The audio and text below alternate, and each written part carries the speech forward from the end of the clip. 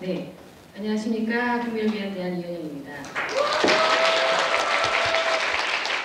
2010년 현재 대한민국은 인권공화국, 인권 독재 국가로 불릴 만큼 정치, 경제, 교육, 문화 모든 분야의 인권 의제가 정책 수립의 핵심 가치이자 국민의 자유를 통제하는 통제 수단이 되어 있습니다. 네, 저희는 그중에 차별금지 논거가 되는 소수자 3가지 동성애, 난민, 이주민, 그중에 이제 이주민과 난민에 관한 정책을 살펴보고자 하는데, 여기서 주목해야 할 것이 소수 집단인 이제 이주민인데, 그 범위가 외국인 노동자, 결혼 이주자를 넘어서 불법 체류자까지 포함되어 있다는 것입니다. 국가인권위원회에서는 이 불법 체류자를 불법 체류자라고 부르는 것은 차별이라면서 미등록 이주 노동자 혹은 미등록 외국인으로 지칭하고 있는데, 아까 말씀을 하신 것처럼 성적 지향이라는 그럴싸한 용어로 속이고 있듯이 이들은 불법을 합법화하려는 그런 속이는 속임수를 쓰고 있습니다. 자, 심지어 국가인권위원회에서는 불법 체류자를 이주민이라는 용어로 속이는 것을 넘어서 저와 여러분과 같은 국민을 선주민, 즉 대한민국 국토에 먼저 와서 자리 잡아 정착한 주민이라고 선주민으로 지칭하고요. 후에 정착한 외국인을 이주민이라고 지칭을 합니다. 여러분들은 이제 앞으로 이 용어를 잘 기억하셔서 각 지방의 인권조례나 차별금지법이나 정책 그런 법안들을 보실 때 반드시 기억하시고 이거 인지하셔야 될 것입니다. 이것은 결국 국가 개념을 부정하고 정체성을 해체하여 반국가주의, 반국민주의, 반헌법적인 인권 정책을 통하여 세계 지배주의를 실현하는 것이라고 저희는 보고 있습니다. 자, 여기서 작년에 3차 NLP에서 다룬 이주민, 난민에 대해 살펴보겠습니다. 먼저 이주민에 대한 정책인데요. 첫 번째 여기 PPT 보시면 고용허가제 사업자 이동 제한을 완화하라. 이것을 지금 보시면 통계를 보시면 외국인 취업자는 5만 명이 증가하였고요. 작년 대비 오히려 내국인 같은 고용 상황은요. 실업자가 9만 2천여 명 실업자가 늘어서 실업자 100만 명이 넘는 기록을 세웠습니다. 이러한 정책은 국민들에게 외국인 근로자와 일자리를 경쟁하라고 부추기는 거고요. 서민들의 실제 생존권을 위협받는 문제를 이어지고 있습니다. 청년 실업, 다음 세대의 생존권과 결부되는 아주 위험한 정책입니다. 네, 두 번째, 불법 체류자를 단속하는 공무원에 대한 인권 교육을 강화하라. 도표를 보시면 2016년까지는 불법 체류자가 줄고 있다가 17년, 18년에 굉장히 급속도로 증가합니다. 그 이유가 추방해야 될 불법 체류자를 단속하는 것이 아니라 오히려 그들을 비호하고 보호하는 인권 교육을 강화시키고 있다는 것입니다. 단속 공무원 275명이 불법 체류자 35만 명을 단속 관리해야 하는데 1인당 1,200여 명을 담당하라는 거죠. 이거를 넘어서서 불법 체류자를 자국으로 송환할 때 업무도 담당하고 있습니다. 뭐냐면 비행기 표 끊어주기, 리무진으로 공항까지 모셔다주기, 임금도 직접 받아서 주기, 이미 한국을 떠난 불법 체류자들의 짐까지도 별도로 챙겨서 붙여주기, 심지어 도주하던 불법 체류자가 부상을 당하자 위로금 명목으로 2천여만 원을 지급한 경우도 있습니다. 완전 역차별적인 그런 불평등적인 정책이죠. 네. 심지어 단속 과정에서 불법 체류자의 저항은 굉장히 강렬해져가지고 흉기를 들고 위협을 하고 휘발유를 붓고 불을 지르겠다고 협박하는 그런 실정인데 단속 공무원들이 전혀 대응하지 못하는 것이 바로 이런 인권 교육을 하라는 정책 때문입니다. 자, 이 불법 체류자들이 이게 지방이에요. 아주 작은 소도시 인구가 시민이 한 3만 명, 4만 명 되는 그런 소도시에 있는 불법 체류자들이 인력 시장에서 이제 줄을 서고 있는 겁니다. 이렇게 잠식당하고 있습니다. 자, 세 번째, 그런 불법 체류자가 포함된 노동조합의 설립의 정당성을 인정하라. 한마디로 불법 체류자도 노조 활동을 할 수 있게 한 것입니다. 그래서 이들은 자기들을 차별을 금지하고 불법 체류자를 할지라도 마음 편히 일할 수 있게 해달라고 떼법을 쓰고 있죠. 이렇게 인권을 앞세워 국민을 대항하여 싸우고 주권국의 법을 무시하며 불법에 대한 책임이 없는 권리만을 주장하는 것이 바로 현재의 인권입니다. 이러한 인권 정책은 불평등을 조장하고 복지 파괴의 무기로 사용되고 있습니다. 네 번째, 결혼 이민자에게 국적 취득 이전이라도 기초생활수급금 등 사회보장제도를 적용하라. 납세와 국방의 의무를 다하고 있는 국민은 기초생활수급권을 받으려면 굉장히 까다로운 절차와 심사를 거쳐야 하는데 단순히 결혼 이민자라는 이유로 국적도 취득하기 전에 심지어 혼인신고도 하지 않은 사실혼 관계를 할지라도 이러한 복지 혜택을 주자라는 인권 정책입니다. 또 5번째, 이주 노동자의 복지 혜택 보장을 강화하라. 한 예로 어느 외국인이 무혈서 빈혈 치료비 6억 1천만 원을 나왔는데 그중에 5억 5천만 원이 대한민국 건강보험료에서 지급되었어요. 반면 당사자의 지불한 것은 300만 원 채 되지 않았다고 하더라고요. 이런 식으로 치료를 받고 돌아가는 먹튀한 외국인은 3만 2천여 명이나 3년에 3만 2천여 명이나 됩니다. 결국 국민 세금 부담을 늘리고 혜택을 외국인들이 받는 역차별적인 인권 정책이죠. 6번째, 국민 건강보험 혜택을 받지 못하는 불법 치료자와 가족에 대한 의료 혜택을 강화하라. 보시면 보건복지부를 비롯해서 강원도, 인천 이런 곳에서 조례나 어떤 정책으로 외국인들을 무료로 불법 치료자를 무료로 치료해주고 의료를 지원해주고 있습니다.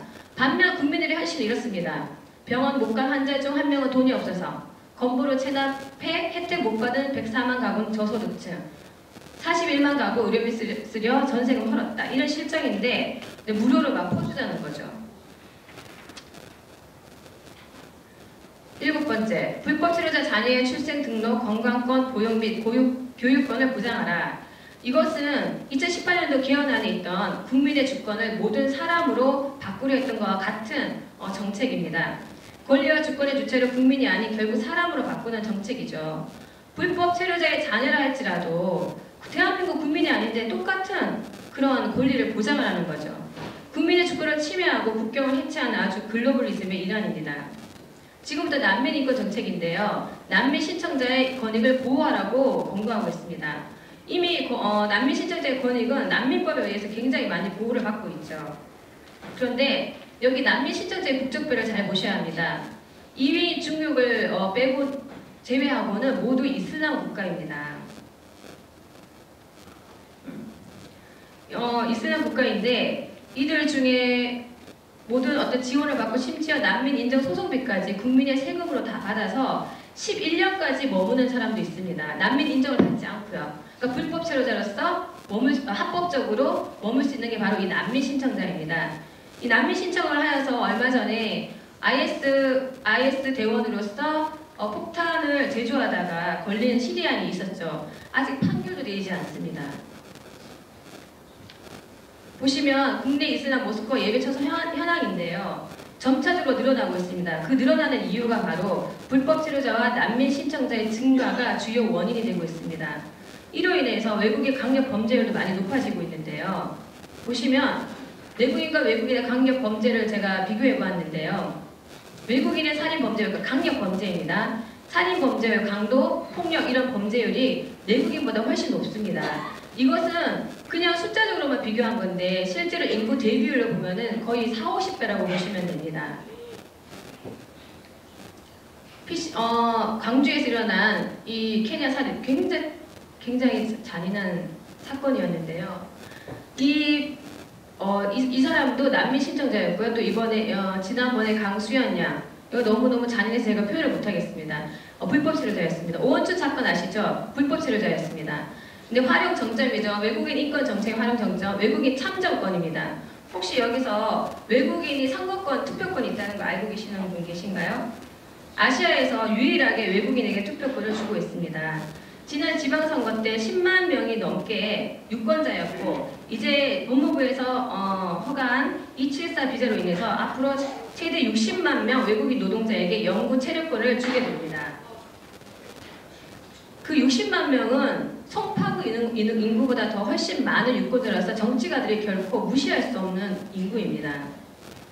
이들은 선거운동을 벌이고 영향력을 행사하고 있고 이 PPT처럼 인종차별금지법 입법까지도 후보자에게 이제 요구하고 있고 현재 정치가들에게 요구하고 있죠. 앞으로 이러한 인권 정책으로 가다가는 투표권을 넘어 선거권까지 부여돼서 영국처럼 런던의 시장이 무슬림이 선출된 것 같이 우리에게도 그런 일이 충분히 일어날 수 있는 것입니다. 네. 앞에서 많이 말씀해주신 차별금지법에 관한 건데요. 이 차별금지법에 어떤 수혜자가 있죠. 이게 소수 독재자들이에요. 소수 독재자들. 여기에 보시면은 불법 체류자, 이슬람, 외국인 노동자, 가짜 난민 다 포함이 됩니다. 제가 가짜 난민이라고 하는 것은 난민 인종률이 2%밖에 되지 않고요. 나머지는 그냥 가짜 난민, 불법 체류자, 이주민이라는 것입니다. 자, 그런데 이런 인권 정책이라는 허울로 실패가 보장된 길로 가고 있는 지금 대한민국인데 대응 방안이 당연히 필요하겠죠. 그래서 그 중에 난민과 불법 체류자 근절을 위한 대안을 저희가 제시해 보겠습니다. 먼저 불법 체류자율이 높은 국가의 경우 무비자 제도로 지금 마구 들어오고 있는데요. 그 무비자 허가 지정국에서 즉시 배제할 것. 그리고 또 두 번째, 불체자 단속을 법무부에서 하고 있어요. 법무부 직원들 그냥 점잖은 공무원입니다. 이래갖고 단속이 되지 않습니다. 행정안전부로 이완을 시켜서 이미 훈련받은 그런 경찰들이 담당을 하도록 해야 합니다. 또한 세 번째, 불법 체류자를 처벌을 강화하는 방안으로 단속에 걸렸을 경우 그동안 취득했던 불법 소득을 모두 압수하고 무거운 벌금형을 부과시켜야 됩니다. 이렇게 법이 강화되지 않기 때문에 무수한 외국인들이 불법 체류자들이 무슬림들이 들어오고 있습니다. 네 번째, 불법 체류자 고용주에 대한 처벌을 강화. 이게 수요가 있기 때문에 수요자가 있으니 공급이 늘어나는 것처럼 그들을 채용하는 고용주가 있기 때문에 불법 체류자들이 이곳에서 너무 편안하게 지내고 있는 거죠. 그래서 고용주에 대한 처벌을 강화하는 법을 만들어야 합니다. 그리고 마지막으로 불법 체류자 신고 포상 제도 등을 통해서 실제 국민들의 준법 정신도 키우고 그리고 법치 국가를 이루는데 같이 일조할 수 있도록 신고 포상 제도 등을 제정하라는 것입니다. 그리고 난민 신청 남용에 대해서는 조경태 의원님 지금 가고 안 계시는데 의원님께서 오시고 계신가요? 네, 난민법 무상적 폐지를 발의하셨어요. 이거를 속히 통과하고 그 관련된 법을 출입국 관리법으로 관리하는 겁니다. 또한 이제 차별금지법 제정을 무력화할 수 있도록 표현의 자유보장법이라는 이런 것을 좀 입법해야겠고요.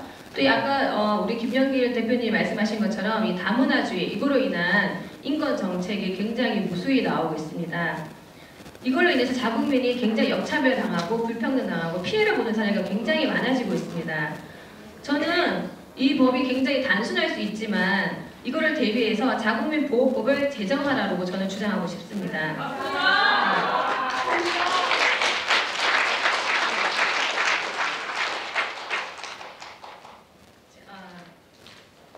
이제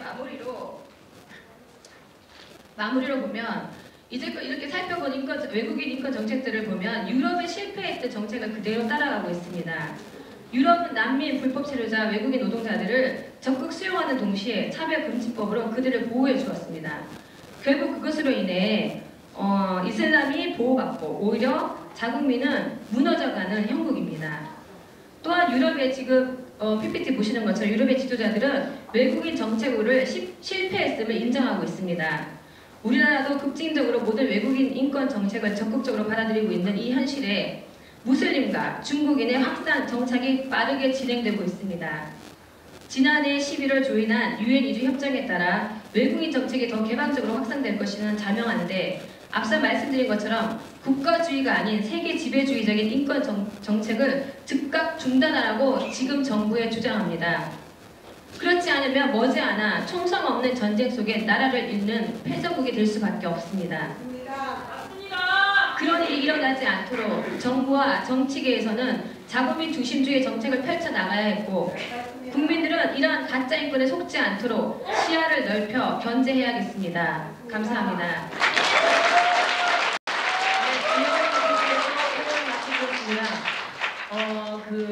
주권의 주체를 국민에서 사람으로 바꾸는 반헌법적이고 반국가적인 인권 정책에 대해서 잘 짚어주셨고요. 그리고 역차별, 감정 표현 통제로 국민을 압살하는 인권 정책에 대해서도 잘 짚어주셨습니다. 그리고 무엇보다도 자국민의 생존권, 생활권을 위협하는 인권 정책에 대해서 짚어주실 뿐만 아니라 그에 대한 이제 그 대응을 얘기해 주시니까 너무 좋죠. 대안을. 그래서 불법 체류자 처벌을 강화하는 방안, 그 고용주를 처벌하는 그 형벌을 강화하는 거, 그리고 자국민보호법을 제정하는 거, 이런 것들이 굉장히 오늘 입법 얘기가 굉장히 많이 나오는 것 같습니다.